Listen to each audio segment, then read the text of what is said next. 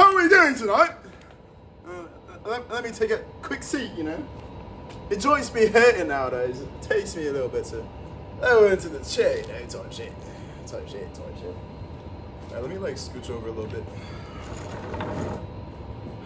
Oh, now we're in the middle. Ooh, look at us go. Ooh. I have a good one for you today. You know why I say that every single video? Because I always have a good one for you today. So today's video, your need for self-mastery. This is one of the least talked about topics in regards to masculinity, in regards to how men work as people in general. And sometimes people talk about it, but they kind of talk around it. They don't ever actually specifically pinpoint it, and they don't actually explain how it works and how to utilize it for maximum success in your life, right? What is this principle? A principle is that you always need to master something as a man. So to give you a quick example of this, when I was a gamer back in my youngin' days, you know, in high school and all that, I was not the greatest student. I wasn't that great at sports or anything. But one thing I was really good at was gaming, right? At the time, I had a potato. If you don't know what that means, it just means like a laptop that basically is trash. You can't run anything. You get incredibly low FPS, basically frames per second. And so yeah, I got terrible FPS. I didn't have a mouse. I stole some mice from the computer lab at school to actually be able to play games. And I didn't even have a mouse pad. I used to literally lay out on the floor and play on the carpet because I didn't have a mouse pad.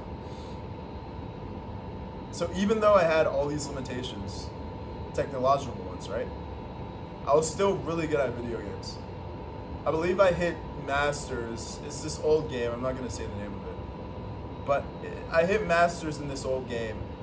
So basically like the top, at least 1%, I say. Even with some of the worst equipment that anyone probably had, right? The only thing I had going for me was decent ping. It was usually like 50 or so. So even though I was terrible at everything else, you know, school, sports, socializing, all that stuff, I was still good in this one area. And I was good not at just that specific game, but I was good at, you know, the IO games. If you know, you know. It was kind of that big boom of online games in, I'd say, like 2014 onwards. I was really good at this game called Diep.io, DIEP.io. It was like this tank game, and you could like have a big ass cannon, you could have a machine gun, etc., etc.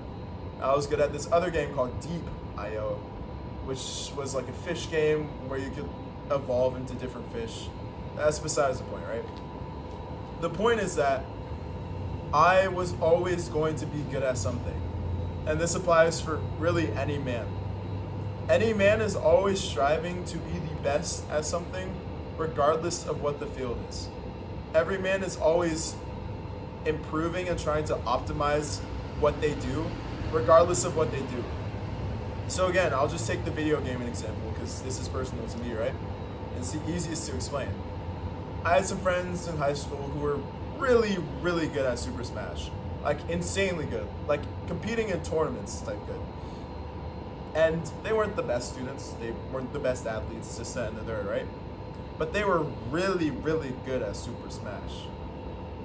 What you need to realize is if we take this principle that as a man, you just have this natural urge to optimize and improve anything that you're good at, all you have to do is pick something that's actually beneficial to your life, and suddenly you take that natural drive, that drive to improve and reiterate and become better at whatever you're focusing on, and now you have it on something that actually matters, so your life gets infinitely better.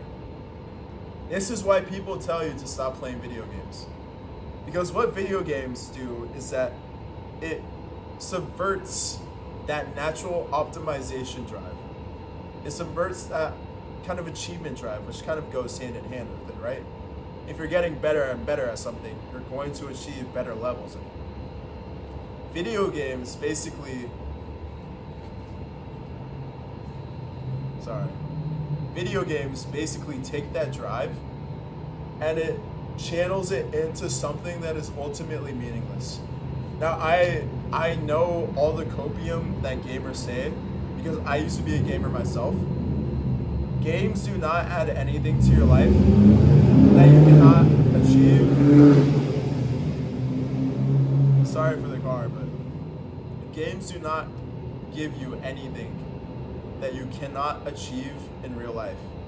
Like the fun that you think you have while playing games is nowhere even, it's not even like 10% of the fun that you have when you actually achieve things in real life, when you actually play the game of life, the video game of real life. And the funny part is, you think you're having fun when you play video games, but I'd say like 80% of the time, especially if you're good at something and it's no longer novel, if you've been playing a game for 1,000, 2,000 hours, it's fun, but a lot of it is just rote things that you now just do. Like, you know the proper rollouts, you know exactly what items to buy, you know exactly what to do, you know exactly which characters to pick. And so it can become almost monotonous. Like, if you were to take a camera and record yourself while playing one of these video games, you would probably see yourself smile maybe 5% of the time. Like, you actually aren't even having fun. And you're putting your brain under unnecessary duress. People say, oh, I just like to relax and unwind by playing video games. Your brain is working when you're playing video games. You're managing so many different variables. You're looking at, and it's just especially if you're doing PvP or 5v5 or 6v6 or, you know, hero shooters or whatever it may be, right? If you're doing stuff like that, your brain is, like, there's so much happening. There's so much you have to keep track of, especially if you're playing at a high level. So it's not even resting. So again, if you take the fact that you're not having fun, and the fact that it's not resting your brain, and the fact that it subverts your natural drive for success and optimization, and basically puts it into this virtual world that's meaningless, you can just see there's no reason to play video games. And this is the kind of, you can say dystopian or whatever it may be, but companies, because sometimes you have to actually get angry with some of this stuff. I can talk about this stuff all day, but it won't really have any impact. You won't actually change your habits until I maybe kind of explain it like this. Companies, like big companies like Overwatch, Blizzard, you know, League, whoever's behind that, Riot Games and all that, they are literally taking your life energy and diverting it into some random product they made in order to basically farm you for money. That might sound extreme, but that's what's happening. Because the second you stop playing video games is the second that your drive for optimization, your drive for mastery, finally is kind of just solid. It's finally reset. It's not going into something that's meaningless, that doesn't do anything for you. Like, you do realize every single second that you're playing video games, you're actively making your life worse. People will say that's extreme. Oh, but Elon Musk plays video games. Yeah, but he's a billionaire. Every single like second that you're playing video games is actively making your life worse. Because it's energy, it's time, it's mental focus that you could be putting into something else. And the nasty part of video games, or really anything that you do, this can be positive depending on how you frame it and depending on what you're focusing on. But the nasty part about this is that if you're anything like me especially, what you do basically sticks in your mind for, I'd say, like a week or so, until it's almost let go of, and then you can focus on something else, right? So what I mean by that is, if I'm playing video games, or, you know, if I'm playing video games, let's just say I'm playing video games again. If I do that and then try to stop, I'm going to have thoughts of video games, of the specific game I'm playing, of the strategies of how to optimize it, etc., etc. I'm going to have that play out in my mind for around a week or so. Like, even if I stop and don't play for a full week, I'm still going to have thoughts of it looping in my mind. And it's only after about a week or so that it finally kind of dissipates. And I can finally be free of that and put my mental energy somewhere else. When you're constantly playing video games, you're putting yourself further and further into the loop of solely thinking about that, of solely thinking about the best builds, of thinking about, oh, how can I win this matchup? How can I carry my team? How can I do this, that, and the third, right? When you're constantly in that loop, you get further and further out of real life and further into the virtual world, which again is ultimately meaningless. I can already hear the copium, but I want to be a pro gamer. For one, like, not even 1% of people make it. It's probably not even 0.1% of people. And for two, when you are playing video games professionally, it becomes a job. And the whole reason why you started playing video games in the first place was because you wanted to have fun. When it becomes a job, it's not fun, so what are you doing it for? You'll literally have to sit at your computer for probably well over 12 hours a day, just working on specific stuff. That is not the life you want to live. Like, it's not a fun life. You don't get sunshine. You don't get to go outside. Now, I know for some of you people, you're like, oh man, that's my dream job. Oh, I get to play games all day. It's not. You wither away. You lose touch with reality because you're holed up in a room just, oh, I'm doing random shit on my computer. That's not how you live life. That is not the key to a fulfilling life. I promise you that. So first and foremost, you have to get angry with what these people are doing to you. I don't want to lie to you, I don't think every single game company is predatory and is like, I want to extract the mastery from these people so that they'll give me money. I don't think every single game company is like that.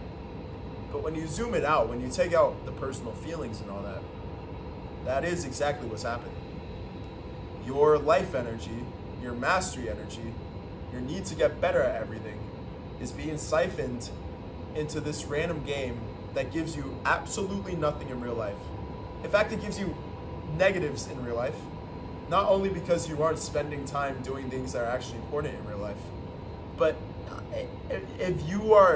if you say, oh, I'm a big gamer, to like 80% of the population, they'll immediately be like, oh, he's one of them. It's just like a stain to be a gamer. Like, it's such a nasty thing to say, actually. You don't want to be a gamer, okay?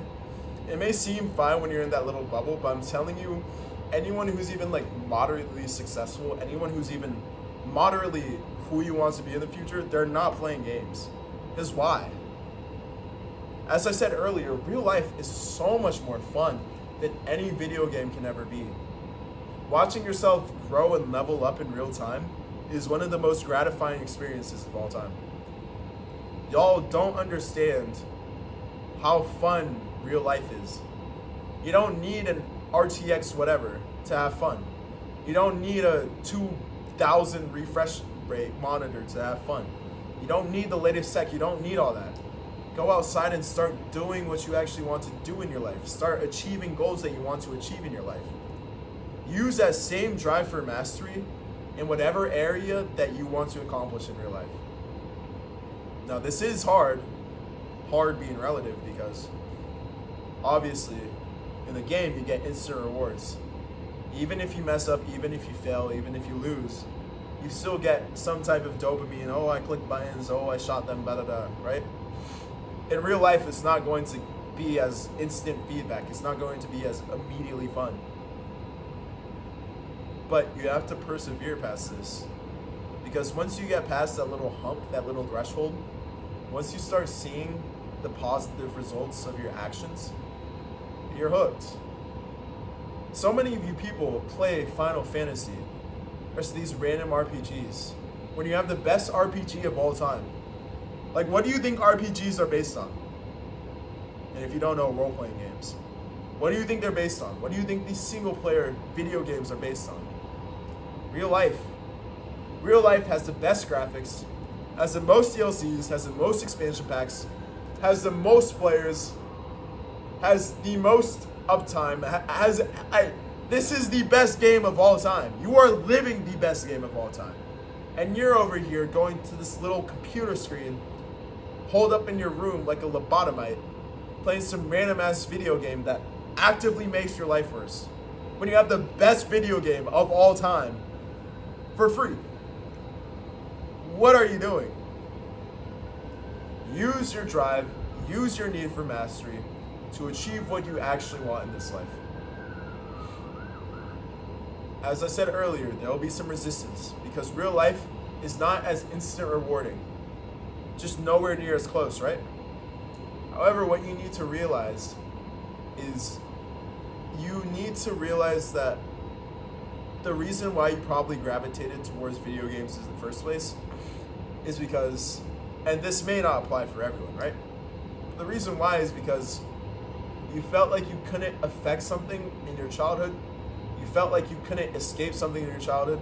You felt like you didn't have any power, any agency in childhood. And so thus, you turned to video games because now I actually have power. Now I can actually control something. You maybe turn to video games to prove to yourself that what I do actually matters, that I can actually have an impact on something. Even if that something is in the virtual world, which is ultimately meaningless. So, in order to actually progress in real life, you need to realize that that belief was false in the first place.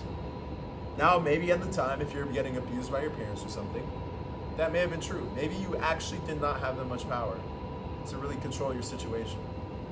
But now that you're older, now that you're more developed, now that you're just better overall, you have the power to change your life. I think this is one of the most vicious parts of, abuse, of trauma, of all that.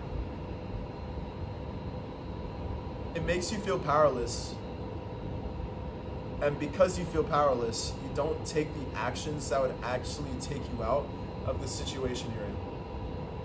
Like your feeling of powerlessness actually makes you powerless. You have to break this loop. And one of the best ways to break this is by going to the gym.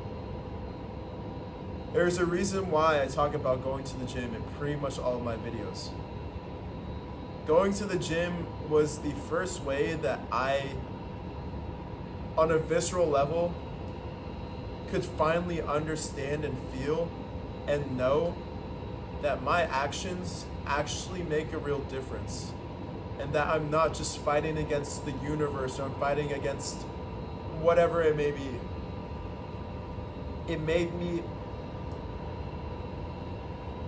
It helped me finally see that I could actually be what I want to be.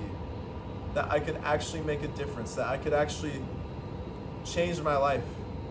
Not in some cliche, oh, I changed my life in 2 days. No, in some real way. It made me realize that I actually have far more control over my life than I thought. And that there is really nothing trying to hold me back. That I can just choose and decide to be good at something and work on something, and that I can actually achieve it if I put in some work. I talk about this so casually, but I think people don't understand how big of a paradigm shift this is. Because I think the number one reason for depression and feeling suicidal, honestly, because I had a very, very dark period of my life, a couple months or so, where I genuinely wanted to kill myself every single day. Because it felt like I wanted a better life, but it felt like I had no ability, no capacity to actually achieve it. It felt like I was just a victim of my circumstances, and that there's nothing I could do. There's no way out. No matter what I tried, it wouldn't work. That's old scripts running from childhood, but if that's the only thing you've ever known, then you have no way of really being able to know on a visceral, real level that that's not true. That's why I preach about going to the gym so much, because it's genuinely the best decision I ever made in my life. It finally gave me power. It didn't give me power, it helped me to see that I always had the power all along to change my life.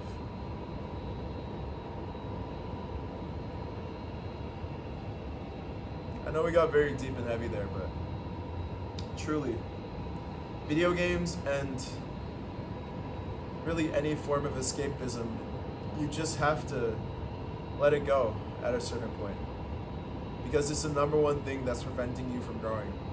That's preventing you from actually achieving what you want in real life. Not in the virtual world, but in real life. You have to end the siphoning of your mastery drive. You have to end the diversion of your need for optimization, of getting better at achieving more. You have to stop that diversion over to the virtual world, where it's just being milked for profit. Milked for profit by people who don't care about you.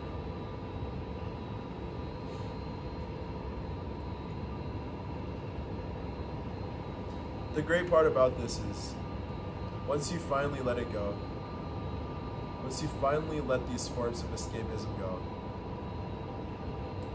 you see with clarity. You finally see the world with clarity. You see it as it's always been.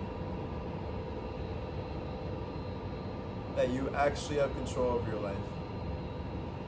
And that the things that you want, the life you want to achieve, is so possible.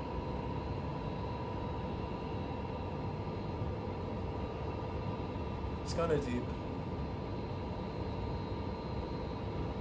Kind of thought-provoking, but you have to be good at something. Because that's what it is to be a man. A man is to be good at something. Ronaldo, good at soccer. Curry, good at basketball. Even like Discord mods who sit in their mother's basement. They're good at being a Discord mod. They're good at getting their e-kittens. They're good at setting up funnels. They're good at I won't continue on that, but you will be good at something because that's what it is to be a man. You'll even be good at being good at nothing. That sounds like a stupid thing to say, but you can even be good at being good at nothing. You can be good at being mediocre. Because that's what it is to be a man. You're always trying to improve. You're always trying to optimize. Even if you're a lazy sack of shit, you'll optimize your laziness so that you can be as lazy as possible while getting the same results. If you're going to be good at something, because that's what it is to be a man, then you might as well choose something that's actually good for you.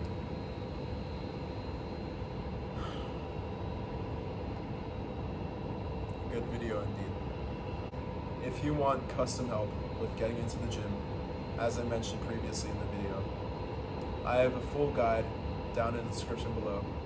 Click on that and it'll take you from never even stepping foot into the gym to getting the dream body that you want.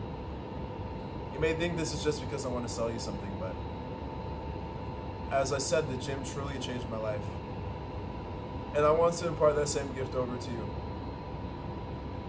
People shit on gym broism. People say, oh, getting bulky, trying to, get strong, trying to get big.